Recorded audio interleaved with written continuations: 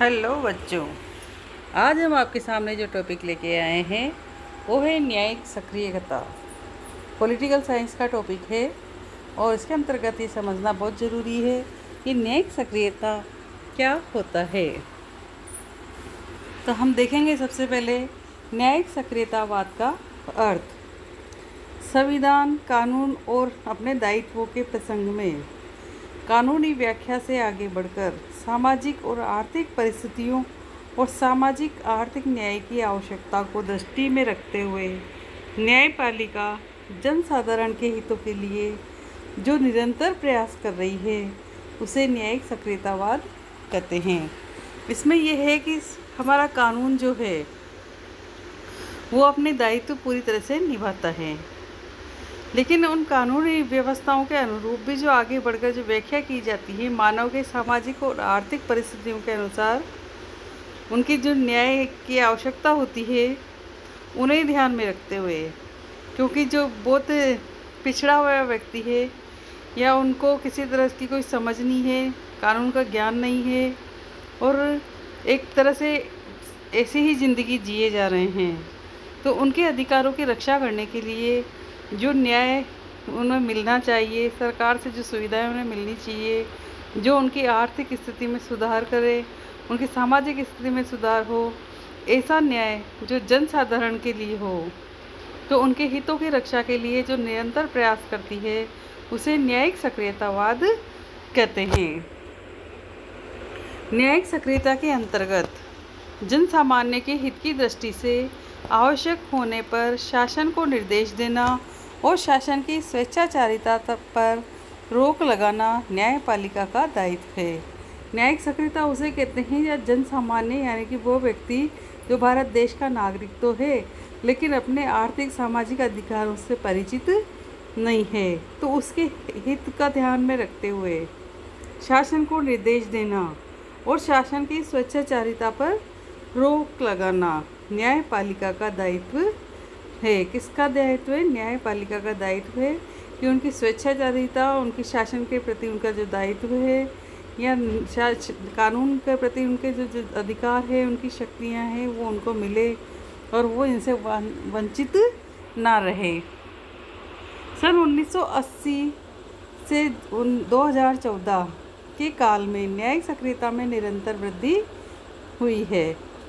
मई 2010 में H. कपाड़ियन के मुख्य न्यायाधीश के पद को ग्रहण करने के बाद सर्वोच्च न्यायालय ने और अधिक सक्रिय भूमिका निभाई है। 2010 के बाद जब H. कपाड़िया ने पद संभाला उसके बाद जो सर्वोच्च न्यायालय ने इसमें ज़्यादा योगदान दिया है कि प्रत्येक व्यक्ति को समान न्याय मिले। न्यायिक सक्रियता विविध रूप और मान्यताएं। नंबर 1 है जनहितकारी अभियोगों को मान्यता। जनहितकारी यानी कि सामान्य जो जनता है उनके हित की रक्षा करते हुए जो भी मान्यताएं, जो भी अभियोग है वो इसमें देखते हैं। सबसे पहला है कि न्यायिक सक्रियता के मामलों की शुरुआत USA की सुप्रीम कोर्ट से मानी जाती है। कहाँ से मानी गई? USA की सुप्रीम कोर्ट से। भारत में इसकी शुरुआत भागलपुर यानी कि बिहार जेल में विचाराधीन बंदी बनाए गए कैदियों से हुई। इसके विषय में पुलिस आयोग के सदस्य KF रुस्तम जी ने एक लेख लिखा तथा एडवोकेट श्रीमती हिंगोरानी ने धारा 32 के अंतर्गत इस मामले को सर्वोच्च न्यायालय में उठाया। जब वहाँ के कैदियों के बारे में जो परेशानी खड़ी हो रही थी, जो बंदी बनाए गए लोग थे भागलपुर बिहार की जेल में, उनके लिए जो पुलिस आयोग के सदस्य थे KF रुस्तम जी, और उन्होंने एक लेख लिखा उन कैदियों के लिए, ठीक है।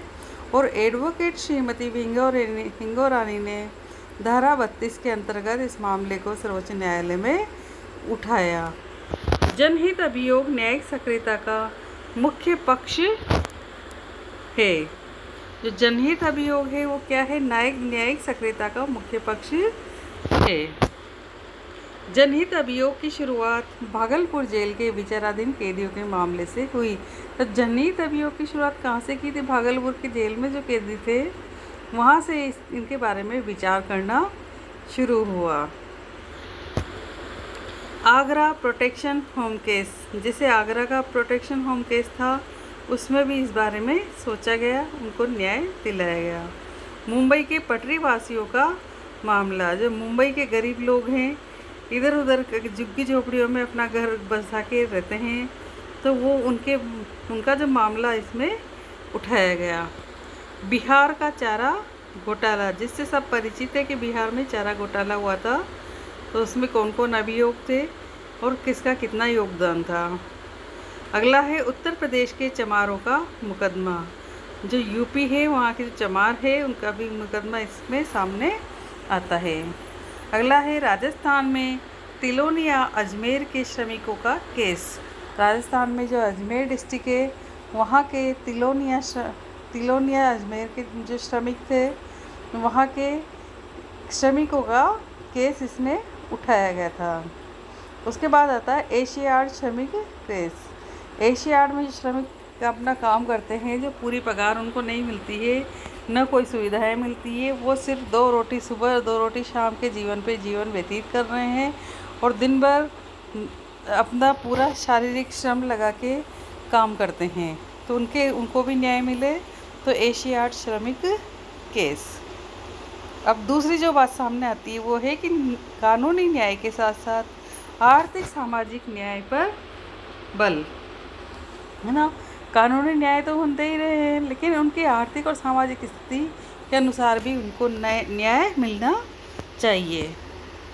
इसमें पहला पॉइंट है कि न्यायिक सक्रियता में कानूनी न्याय के साथ साथ आर्थिक और सामाजिक न्याय प्रदान करने का प्रयत्न किया जाता है। न्यायिक सक्रियता में क्या होता है? कानूनी न्याय के साथ साथ आर्थिक और सामाजिक न्याय प्रदान करने का प्रयत्न किया जाता है। उदाहरण, उत्तर प्रदेश के चमारों के मामलों में सर्वोच्च न्यायालय ने स्वयं उनकी आर्थिक और सामाजिक दशाओं को जांचने के लिए एक आयोग का गठन किया था।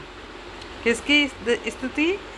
जो उत्तर प्रदेश के जो थे चमार, उनकी स्थिति को जानने के लिए, सामाजिक और आर्थिक स्थिति जांचने के लिए एक आयोग बिठाया गया। उस आयोग का व्यय राज्य सरकार को उठाने का निर्देश दिया गया। जांच क्यों की गई? ताकि जो वहाँ श्रमिक थे उत्तर प्रदेश के, उनको सही न्याय मिल सके।